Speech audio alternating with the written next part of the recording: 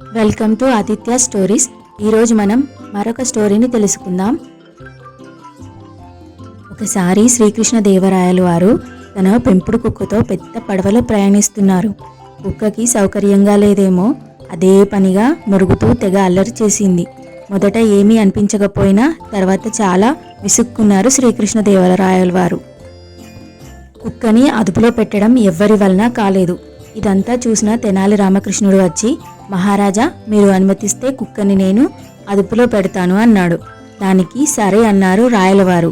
వెంటనే తెనాలి రామకృష్ణుడు ఆ కుక్కని తీసుకుపోయి నదిలో పారేశాడు. కాసేపటి తర్వాత తెనాలి రామకృష్ణుడు మళ్ళీ కుక్కని పడవలోకి తెప్పించాడు. అంతే, కుక్క ఒక మూలకి పోయి మొరవకుండా నిశ్శబ్దంగా కూర్చుంది.